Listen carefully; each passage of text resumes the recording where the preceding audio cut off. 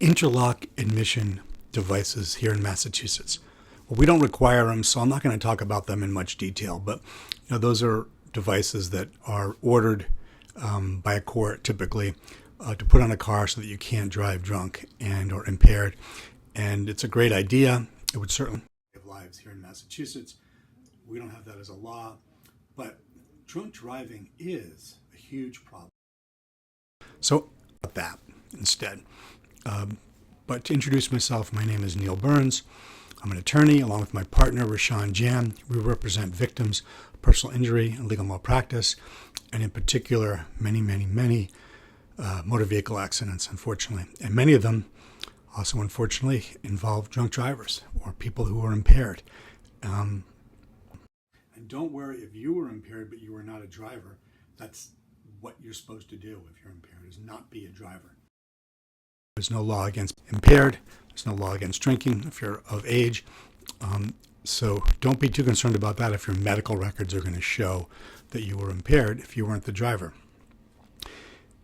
What do we do? What do we do in these cases? Well, first, we have to worry about liability.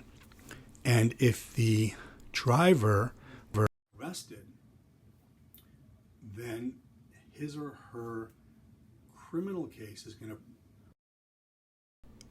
out enabling us to get the record, to get the accident report, to get the arrest report, to get the pictures, the videos of the person being incarcerated or being booked. We can follow through by going to the hearings because you're the victim. You can go to those hearings and you can get a lot of information. And certainly the insurance companies will glean from that you know what's going on. And the fact that someone was arrested helps with liability. But in the wrongful death cases that can go on for many years, we can't get the police reports easily. Sometimes we can get them through the back channel, and that is the defense attorney may give them to us, the criminal defense attorney. But we can't get them otherwise, and sometimes the cases have to be stayed. So if you're a victim of a drunk driving case, you need to be aware that this could be a problem for proving your case.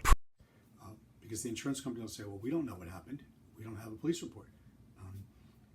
Your guy was when he was sitting on the side of the road was hit by a drunk driver. Your guy was in the back seat he wasn't driving. We don't know.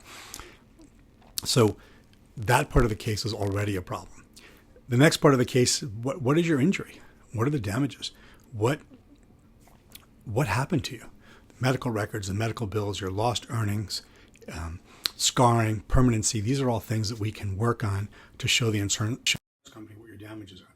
And finally, in these cases, what is your ability to recover as a matter? Policy. So there's the person that was responsible for hitting you's policy.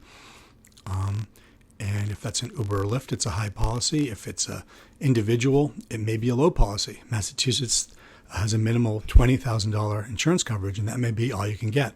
However, you also may have your own U coverage, underinsured, which can go up to 100,000, 250, 500,000.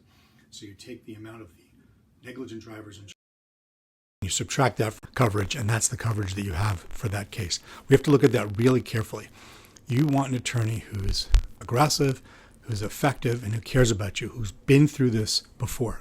I've been doing this for 40 years now. We know how to do this here. We will get you the best possible result. And again, we care about you. Call Burns & Jain, 617-227-7423. Thank you.